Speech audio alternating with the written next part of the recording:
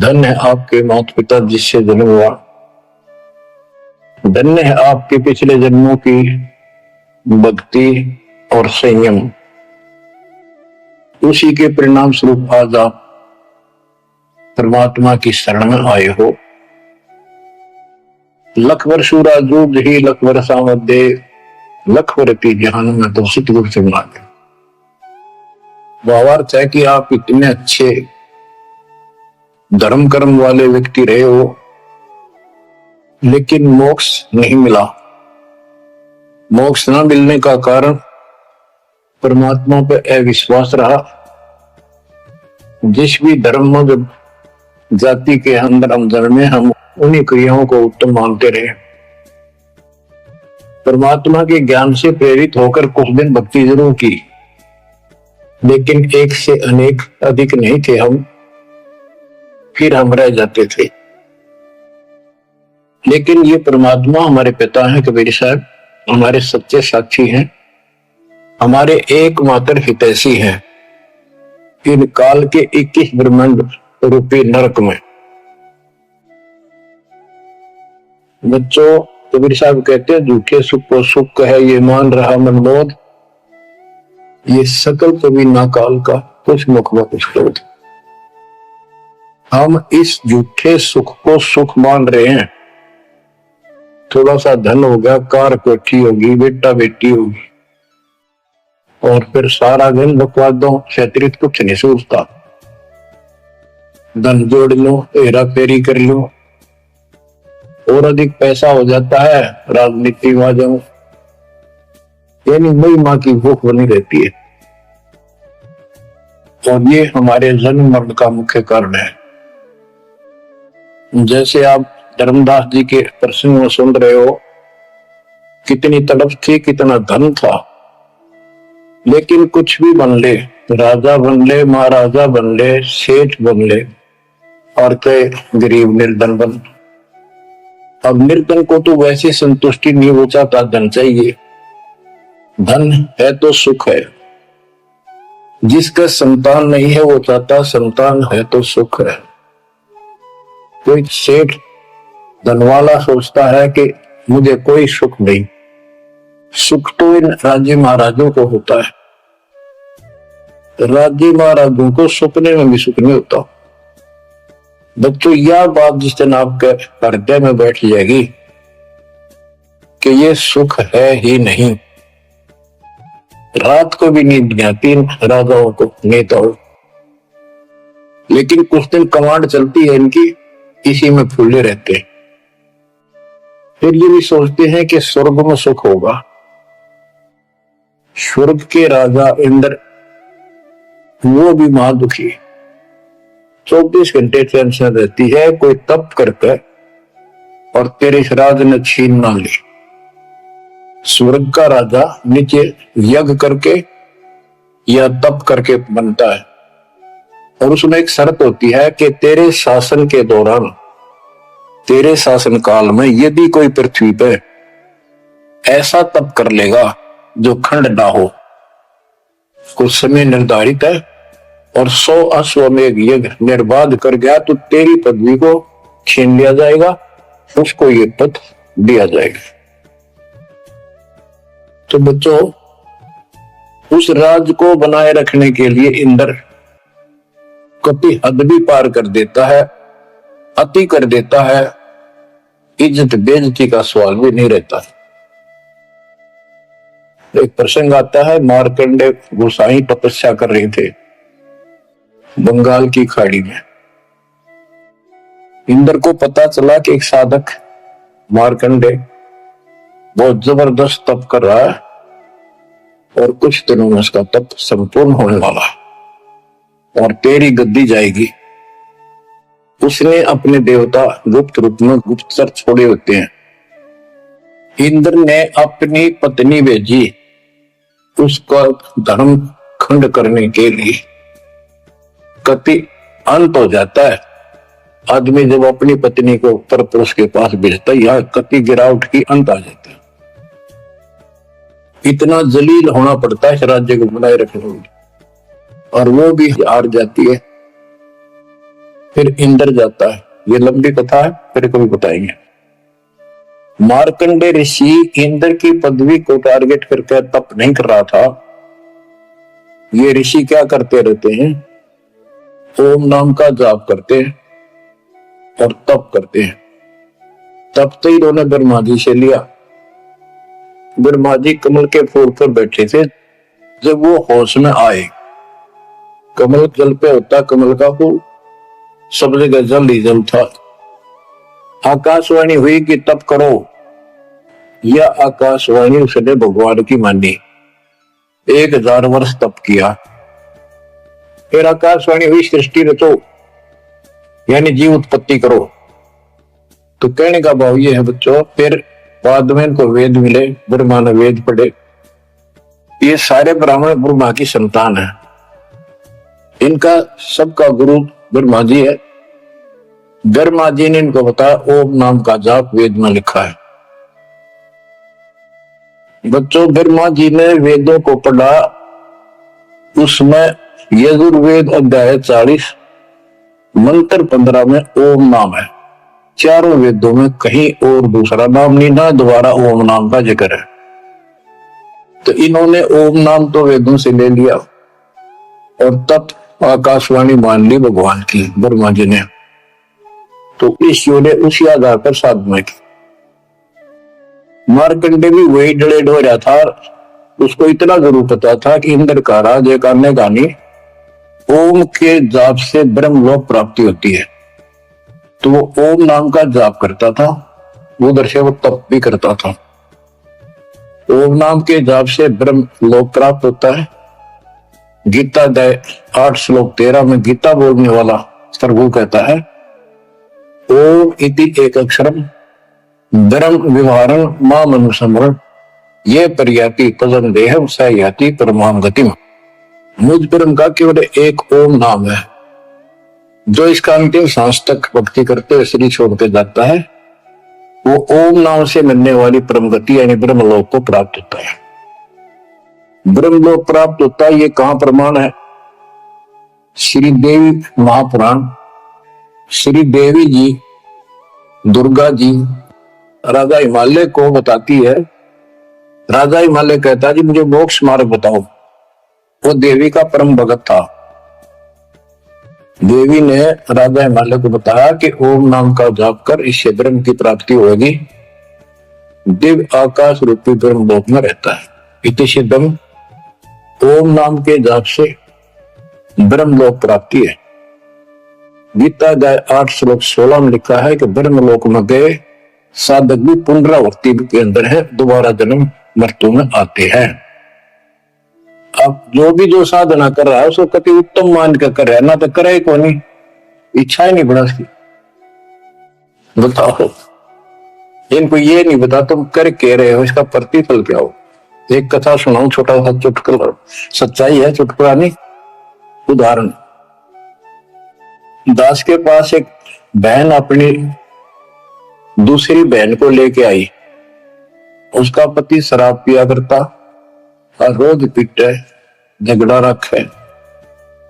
तो जो लेके आई थी उसका पति भी इतना नालायक था, परमात्मा ने दया करी, वो सुधर गया और तगड़ी भक्ति करने लग गया, खूब सुधर गया, चर्चा होगी गांव में। तो वो बहन बोली जी मैं तो अपनी बहन को देख के आई हूं, इसके तो सारे सुख हो गए। बेटी आपके भी हो गए, आपको ये हमारी मर्यादा का पालन करना पड़ेगा। वह बोली जी मैं ये व्रत ना छोड़ दूं, 16 शुक्रवार के व्रत करती हूँ।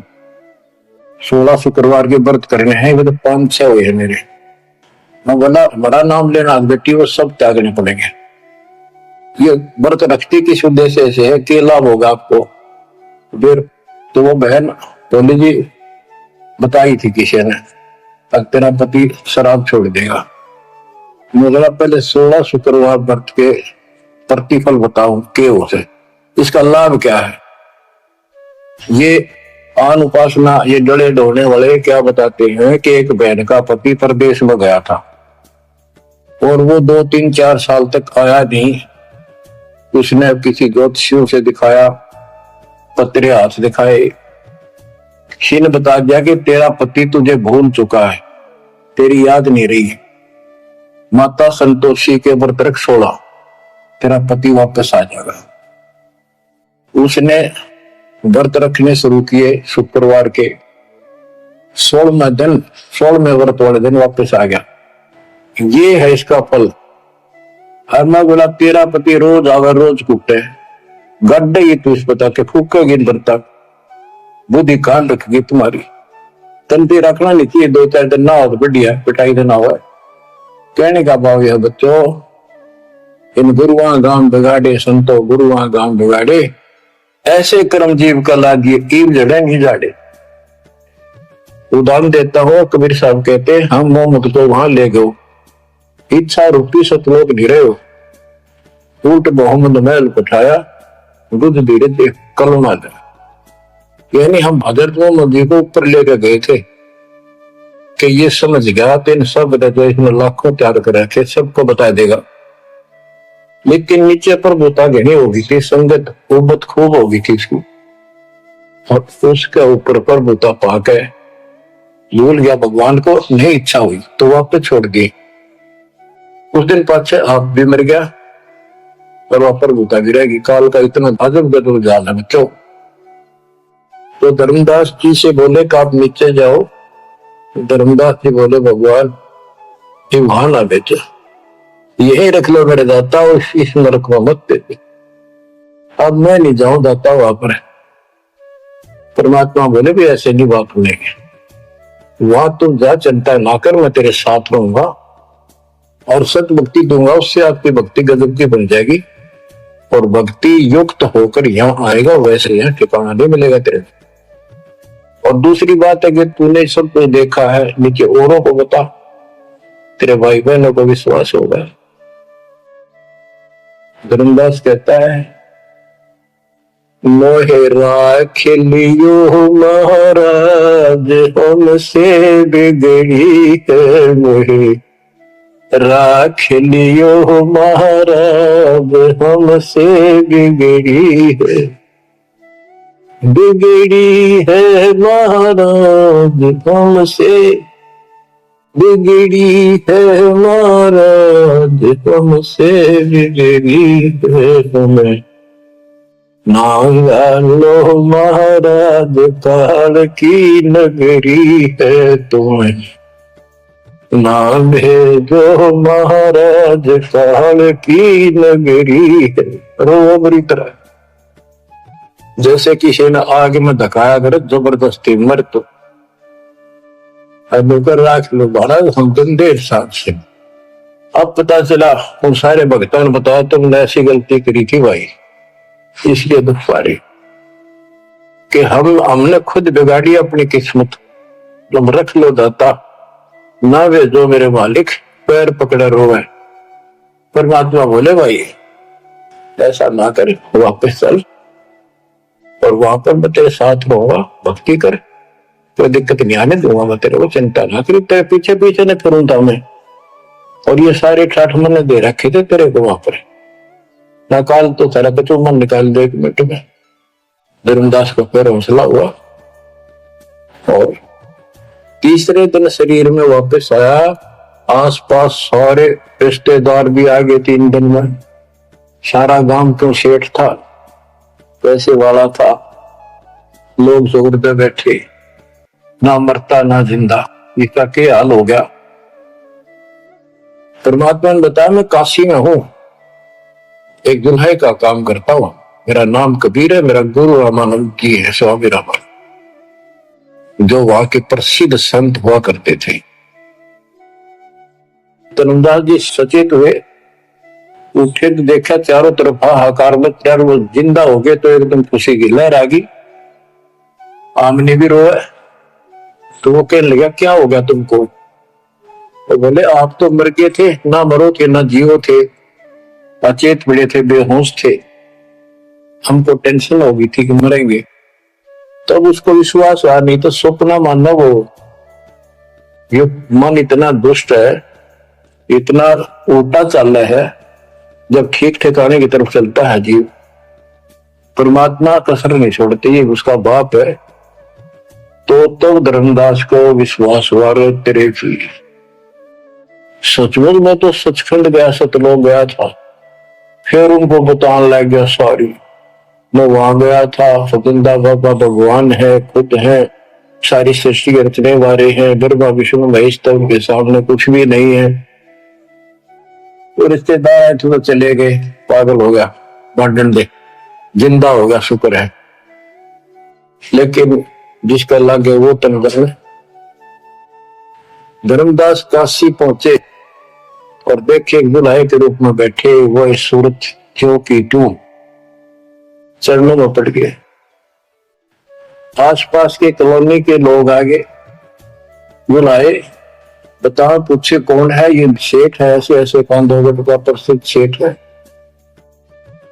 और सब नौके देख किसी पागल हो रहे लोग इस नीरू के पुत्र को भगवान मानते हैं, इनकी अकल पर पत्थर पड़ी। यानी जुलाए भी ये बात बोला, जो देखा वो यही कहा। धर्मदास जी ने चरण पकड़ कर छोड़े भी, परमात्मा गलती बहुत होगी, हे दयालु माफ करो। जब परमेश्वर ने उसको कहा, बच्चा तेरा दोष नहीं, इस काल में सबकी बुद्धि फेर रखी, और जो भी ये सारा संसार आपको दिखाई देता है ये कुछ भी नहीं है। एक सेकंड में मृत्यु हो जाती है इंसान की, और फिर कुत्ते गधे बनाकर छोड़ देता। इसने तो सच्ची भक्ति करने नहीं देनी, या सच्ची भक्ति या जैसी भी आस्था मैं ही जीवों की बनाए रखे हुए हूं। उस टाइम में धर्मदास जी सारी मान्य था, वो बात ही नहीं रही। अब परमात्मा बोले, धर्मदास आप अपने घर जाओ, और बच्चा मैं वही आऊंगा तुम्हारे पास। धर्मदास बोला, जी आइयो, मेरा बेटे ने भी समझाइयो, और आमनी ने भी सतनाम दिया, बेटा भाई मैं आऊंगा पक्का। धर्मदास से ले गए परमात्मा वहां, आमनी को उपमान दिया, और धर्मदास जी बोले, जी मेरा एक पुत्र है नारायण दास, उसको भी समझाओ। धर्मदास जी ने नारायण दास बुलाया कि आजा भाई, गुरु जी आई, भगवान आ रहे हैं। बैठ गया, परमात्मा ने जो ज्ञान सुनाया उठ कर चल पड़ा। फिर बुलाए तो भी नहीं आया। अगली बार भगवान ने खूब कह लिया, बुला ला भाई, तेरे बेटे ने नाम दे दूंगा। धर्मदास गया, बेटा आजा, नारायण दास कल्याण हो जाएगा। काल के जाल में फंस गई। वो कहता, पिताजी आपकी मति मारेगी, इस जुलाए ने आपको बुद्धि भ्रष्ट कर दिया, देवताओं को छोटा बताता है, ये देवताओं की निंदा करता है, मैं न इसके दर्शन भी करूं। धर्मदास ने खूब कह लिया, पर लड़का मानना नहीं। धर्मदास जी रोने लग गया महाराज के चरणों में, दाता एक का पुत्र मेरा हरिकाल के मुंह में जागा, दया करो दाता, इसको शरण में ले लो दाता। हे भगवान मैं बहुत दुखी हूं। परमात्मा बोले, बेटा मैं समझाऊं, तू समझावे, और इसकी मां समझावे, तुम्हारे से ज्यादा इसका हमदर्द कौन हो सकता है। जब ये आपकी नहीं मानता तो भाई इसको छोड़ दो। ये महाराज ने के छेड़ा जाता है, ये महाराज समझाओ इसने। परमात्मा बोले, भाई युग काल का दूत भेज रखा तेरे घर पर, कभी चौगुरते तो बांध रखा तू, क्या बात मान ले मेरी। अब काल का दूत का धर्मदास का दुख हुआ इस बात का। आए एक रोते पुत्र ने, गुरु जी काल का दूत क्यों बतावे है। परमात्मा बोले, कि तेरा बेटा कहां पर है, उसको एक बार ले आया यहाँ पर। धर्मदास बोले, बेटा था तो कुछ ना सुनिए, बैठ जाओ बस। वो आ गया। परमात्मा ने उसकी तरफ ऐसे आशीर्वाद वाला हाथ किया और धर्मदास से बोला, देख ये है तेरे बेटे की बॉडी के अंदर, इस शरीर के अंदर यू काल बैठा, उसका शकल देखी उसने छोड़ेगी अंदर से, वो वास्तविकता थी उस काल के दूत की। ओछा माता, लंबे दूत, विकराल शरीर। परमात्मा बोले, यू बैठा इसके अंदर, यू काल का दूत है, ये कभी भी नाम नहीं लेगा, ना तेरे साथ चलेगा। जब धर्मदास बोला, नारायण दास है, जा बेटा जा जा। कर लेगा कर लेगा। चलना पड़ गया, भगवान मेरा तो बीज नष्ट हो गया, हे भगवान मेरा तो वंश ऊपर चलेगा, तो पता ही काल पैदा हो गया मेरे तो। परमात्मा बोले वंश ने के चाटेगा, तू पीछा छुटवा ले यहाँ से बेटा, क्या करेगा इस वंश का, ये तो काल खाई खुराक का पहन पोशाक का यम का बकरा पलता है।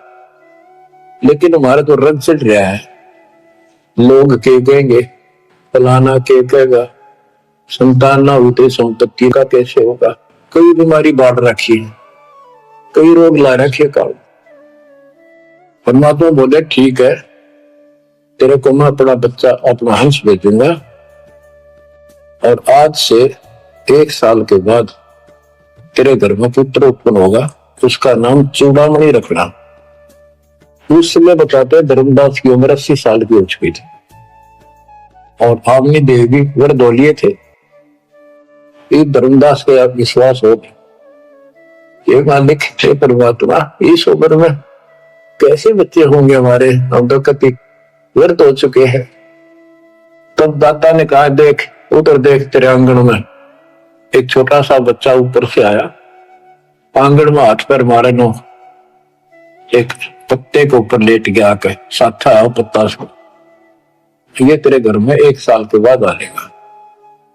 कितने भद्र दान होगा, कुछ विश्वास कुछ अविश्वास, परमात्मा की दया हुई, आमनी को गर्भ रहा, 9वें महीने 10वें दिन बच्चा हो गया, नाम चूड़ामणि रखा। और तू कुल की चिंता करता था, तेरा 42 पीढ़ी तक तेरा वंश चलेगा, चिंता ना कर। जब उसका दिल लट्टा, बच्चों गजब की बात है, तुम्हें धीरे धीरे इसको पूरी सुन लो कथा को, आपके बहुत से अंधेरे हट जाएंगे। परमात्मा ने चूड़ामणि शाना हुआ, उसको दीक्षा दी, उसी को धर्मदास जी को भी गुरु पद दे दिया था। कल बोला तो किसी ने मंत्र ला दिया, सारा सार नाम तक दे दिया उसको, और कसम खवा दी कि ये नाम किसी को नहीं बताएगा। जब धर्मदास टिकमुख देखे तो उसके लड़के को गुरु पद दे दिया चूड़ामणि, केवल 5 नाम, ये 7 में से 5 बीच बीच के दिए, और बेटा इसी को तू आगे देता रहना, तेरे गुरु पद दे दिया। परमात्मा की कोशिश थी, ये मंत्र करते रहेंगे, इनको मोक्ष जीवन मिलते रहेंगे, भगवान की आस्था इन बनी रहेगी, कुछ लाभ होते रहेंगे, और इस बिजली पीढ़ी तक जाना था उनको। लेकिन धर्मदास उसको बता दिया था कि काल मेरे नाम से 12 पंथ चलाएगा, तू सारे गलत साधना करवाएगा, और तेरे वंशज तेरे परिवार वाले 6ठी पीढ़ी में जाके ये असली नाम भी छोड़ देंगे। एक टकसारी पंथ होगा, उसकी साधना शुरू कर देंगे, जो एक आने की नहीं होगी। जो इस सारे धर्मदास वाले गामा खेड़ा वाली गद्दी में वो टकसारी वाले की साधना चल रही है, वो 5 नाम भी गए। फिर धर्मदास रोने लग गया, हे मालिक इनका उद्धार कैसे होगा? तो बोले मैंने कुल दिया तेरा 42 वंश, तेरे उद्धार उसका होगा जो मैं भेजूंगा, एक संत भगत अपना दास, उसे तेरे पीढ़ी वाले नाम लेंगे या सारा संसार लेगा, सबकी मुक्ति हो गया। बच्चों परमात्मा की असीम रजा है, आप ये सत्यनारायण कथा सुन रहे हो और सुनते रहो, मुश्किल से ये अमर कथा मिली है सुनने को। मालिक आपको मोक्ष दे, सदा सुखी रखे। सत साई।